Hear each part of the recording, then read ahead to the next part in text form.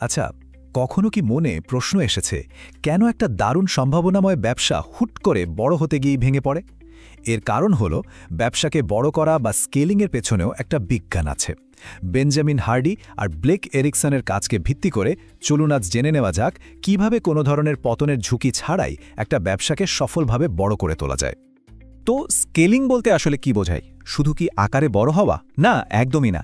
Scaling মানে হলো এমন একটা সঠিক সিস্টেম, মানসিকতা আর সংস্কৃতি তৈরি করা যেটা ব্যবসাকে পতনের ঝুঁকি ছাড়াই টেকসইভাবে বাড়তে সাহায্য করবে। মানে হচ্ছে এমন একটা কাঠামো বানানো যা এই বাড়তি চাপটা সহজেই সামলে নিতে পারবে। কিন্তু সেই মূল প্রশ্নটা তো থেকেই যাচ্ছে, কেন এই গ্রোথ বা বৃদ্ধি অনেক সম্ভাবনাময় ব্যবসার জন্য কাল হয়ে দাঁড়ায়? সফল হওয়ার বদলে তারা কেন ভেঙে পড়ে? আজকের এই বিশ্লেষণে আমরা এই জটিল প্রশ্নেরই গভীরে যাব। ওই কেনর উত্তর খুঁজতে গেলে দেখা যায় বেশিরভাগ ব্যবসায়ী আসলে কয়েকটা সাধারণ ফাঁদে পা দিয়ে ফেলে। চলুন স্কেলিংয়ের সময় লিডাররা প্রায় যে 5টা বড় ভুল করে বসেন সেগুলো নিয়ে একটু কথা বলা যাক। একটু ভেবে দেখুন তো, ভিত্তি মজবুত না করে একটা বিশাল দালান বানানোর চেষ্টা করলে কি হবে? ব্যবসার ক্ষেত্রেও ঠিক তাই হয়।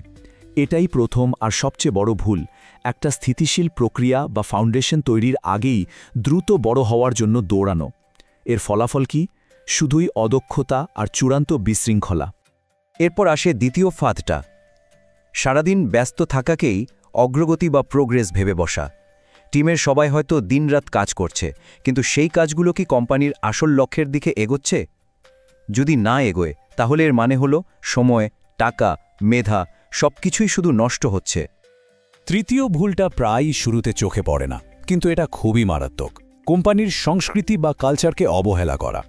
কোম্পানি যত বড় হতে থাকে এর ভেতরের মূল পরিচয় আর কাজের ধরনগুলো ততই হালকা হতে শুরু করে। যেটা একসময় কোম্পানির শক্তি ছিল সেটাই ধীরে ধীরে হারিয়ে যায়। চতুর্থ ফাঁদটা হলো যখন লিডার নিজেই অগ্রগতির পথে একটা বাধা হয়ে দাঁড়ান। কিভাবে?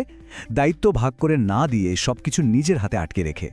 এতে পুরো সিস্টেমের গতি কমে যায় আর নতুন নতুন ভাবনার রাস্তাও বন্ধ হয়ে যায়। আর পঞ্চম ফাঁদটা হলো ডেটার বদলে শুধু অনুমানের ওপর ভরসা করা। যখন ডেটা বা ফ্যাক্টসের বদলে ব্যক্তিগত অনুভূতি দিয়ে বড় বড় সিদ্ধান্ত নেওয়া হয়, তখন ব্যবসার অনেক গুরুত্বপূর্ণ দিক চোখের আড়ালে থেকে যায়, যা পরে মারাত্মক কৌশলগত ভুল তৈরি করে। আচ্ছা, সমস্যাগুলো তো বোঝা গেল, কিন্তু এর থেকে বের হওয়ার উপায় কি? এখানেই আসছে দ্য ব্লুপ্রিন্ট ফর ইমপ্রুভমেন্ট বা উন্নতির একটা নীল নকশা, যা এই প্রত্যেকটা ভুলকে ঠিক করার পরিষ্কার পথ দেখাবে। ভিত্তি ছাড়া বৃদ্ধির ফাঁদ থেকে বাঁচার উপায় কিন্তু একটাই, স্কেল করার আগে সিস্টেমে মনোযোগ দেওয়া।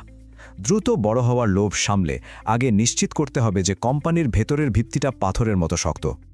আর কাজের সাথে অগ্রগতির বিভ্রান্তি, এর সমাধান হল লক্ষ্যটাকে একটা কম্পাসের মতো ব্যবহার করা। এটা নিশ্চিত করতে হবে যেন দলের প্রত্যেকটা কাজ, প্রত্যেকটা মিটিং সরাসরি কোম্পানির মূল লক্ষ্যের সাথে জুড়ে থাকে। তাহলেই প্রতিটি পদক্ষেপ অর্থবহ হবে, কোনো কিছুই আর অপচয় হবে না। একটা শক্তিশালী সংস্কৃতিকে রক্ষা করার সেরা উপায় হলো সেটাকে কোম্পানির ডিএনএতে গেঁথে দেওয়া। মানে লোক নিয়োগ থেকে শুরু করে ট্রেনিং আর প্রতিদিনের সিদ্ধান্ত, সবকিছুতে যখন কোম্পানির মূল আদর্শগুলো ফুটে উঠবে, তখন সংস্কৃতিও ব্যবসার সাথে সাথেই বড় হবে, হারিয়ে যাবে না।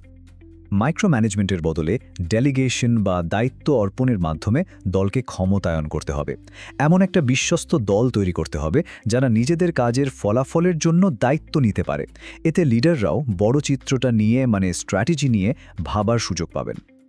আর সবশেষে অনুমানের উপর নির্ভর না করে যে জিনিসগুলো আসলেই গুরুত্বপূর্ণ শুধু সেগুলোকেই পরিমাপ করতে হবে। সঠিক ডেটা আর মেট্রিক্স ব্যবহার করে যখন সিদ্ধান্ত নেওয়া হয়, তখন ব্যবসার ভবিষ্যৎ পথটা পরিষ্কার দেখা যায়, আর ঠিক সময়ে ঠিক পদক্ষেপ নেওয়াও সম্ভব হয়। তত্ত্ব তো অনেক হলো, এবার চলুন দেখি এটাকে বাস্তবে কিভাবে কাজে লাগানো যায়। এখানে একটা কার্যকরী 5 ধাপের অ্যাকশন প্ল্যান রয়েছে, যা যে কোনো লিডার খুব সহজেই অনুসরণ করতে পারেন। এই 5টা ধাপ হল: 1. কোম্পানির ভিত্তিটা একবার যাচাই করে নেওয়া। 2. সবার লক্ষ্যকে এক সুতোয় বাঁধা। 3. সংস্কৃতিকে ব্যবসার সাথে বড় করা। 4. দায়িত্ব ভাগ করে দেওয়ার একটা কাঠামো তৈরি করা। আর 5. ডেটা ব্যবহারের শৃঙ্খলা আনা।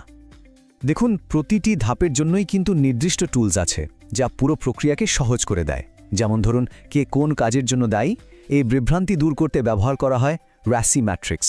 আবার কোম্পানির বড় লক্ষ্যগুলোকে ছোট আর পরিমাপযোগ্য কাজে ভাগ করার জন্য রয়েছে ওকেআর পদ্ধতি। এই টুলগুলোই আসলে থিওরিকে বাস্তবে পরিণত করে। এত সব আলোচনার পর মূল শিক্ষাটা তাহলে কি দাঁড়ালো? সবকিছু আসলে একটা বিন্দুতেই এসে মেশে। কিভাবে শুধু সাময়িকভাবে বড় হওয়া নয়, বরং দীর্ঘস্থায়ীভাবে একটা ব্যবসাকে বড় করে তোলা যায়। স্কেলিং নিয়ে এই উক্তিটা খুব গুরুত্বপূর্ণ। এটা কেবল একটা ব্যবসায়িক ম্যানুয়াল নয়, এটা দায়িত্বের সাথে এবং টেকসইভাবে বেড়ে ওঠার জন্য একটি মানসিকতা এবং সিস্টেম গাইড। এই কথাটা চমৎকারভাবে বুঝিয়ে দেয় যে স্কেলিং শুধু কিছু কৌশল নয়, বরং এটা একটা সম্পূর্ণ শৃঙ্খলা। শেষ করার আগে একটি প্রশ্ন সবার জন্য। প্রতিষ্ঠানের যে বৃদ্ধি হচ্ছে সেটা কি একটা শক্ত ভিত্তির ওপর তৈরি হচ্ছে নাকি বালির ওপর? এই বিষয়টা নিয়ে গভীরভাবে ভাবাটা কিন্তু খুবই জরুরি।